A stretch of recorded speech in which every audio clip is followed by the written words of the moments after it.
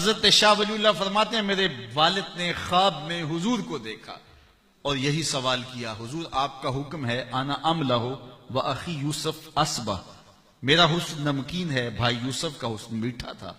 نمکین حسن میں کشش زیادہ ہوتی ہے، لیکن وہاں میٹھے حسن سے انگلیاں کٹ گئیں اور یہاں ایسا کوئی واقعہ پیش نہیں آیا، تو اس کی کیا وجہ ہے؟ یہ سوال کیا تو حضور نے جو جواب دیا سنیے۔ آقا کریم نے فرمایا جمالی مستور عن اعین الناس غیرۃ من اللہ، اے عبد الرحیم، اللہ نے غیرت محبت کی وجہ سے میرے حسن کو لوگوں کی نظروں سے چھپا کے رکھا۔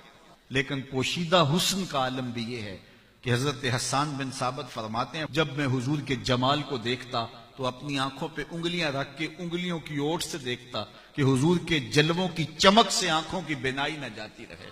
شاعر حسن دیکھنے میں بڑا دلیر ہوتا ہے، اور وہ بھی چھپا ہوا حسن، اور دیکھنے والا شاعر، اور وہ بھی انگلیاں رکھ کے دیکھے۔ اور اگر یہ حسن بے نقاب ہوتا تو کیا ہوتا؟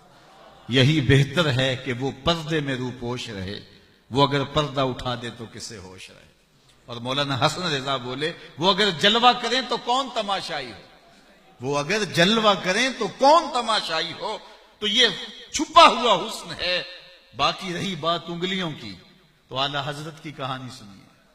حسن یوسف پہ کٹی مصر میں انگشت زنا، سر کٹاتے ہیں تیرے نام پہ مردان عرب، سر کٹاتے ہیں تیرے نام پہ مردان عرب۔ اللہ اکبر۔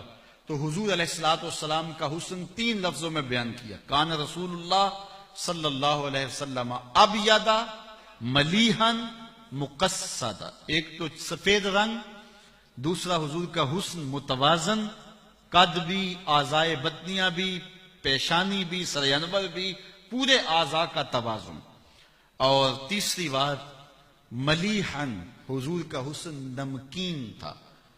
میٹھا جو حسن ہوتا ہے اس میں نقوش اتنے تیکھے ہوتے ہیں جب دیکھتا ہے کوئی تو تڑپ جاتا ہے، لیکن جو نمکین حسن ہوتا ہے اس میں جب کوئی دیکھتا ہے تو پھر دیکھتا ہی رہ جاتا ہے، اور محبوب جب چلا جائے تو پھر محب دل پہ ہاتھ رکھ لیتا ہے کہ جانے والا دل بھی ساتھ ہی لے گیا۔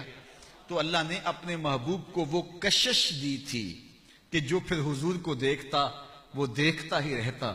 اور مولانا حسن رضا بولے دیکھنے والے کہا کرتے ہیں اللہ اللہ، یاد آتا ہے خدا دیکھ کے صورت تیری۔ اللہ نے اپنے محبوب کی صورت ہی ایسی بنائی تھی۔ کل قمر لیلۃ البدر لم ارا قبلہ ولا بعدہ مثلہ۔ حضرت ابو ہریرہ فرماتے ہیں کیا پوچھتے ہو، 14ویں رات کا چمکتا ہوا چاند تھے میرے حضور۔ پھر کہتے ہیں نہیں نہیں نہیں، حضور جیسا نہ پہلے دیکھا نہ بعد میں دیکھا۔ حضرت حسان بن ثابت بولے دیکھتے کیسے؟ کسی ماں نے جنم دیا ہوتا تو دیکھتے۔ خدا نے وہ سچائی پن چھڑیا جدے وچ محمد نو ٹالیا سی، حسینہ جمیلہ دا منہ موڑ دیتا، محمد بنا کے قلم توڑ دیتا۔ اللہ اکبر۔ رخ مصطفیٰ ہے وہ آئینہ، اقبال کا لہجہ بھی دیکھیے، رخ مصطفیٰ ہے وہ آئینہ کہ اب اس سا دوسرا آئینہ، نہ کسی کی بزم خیال میں نہ دکان آئینہ ساز میں۔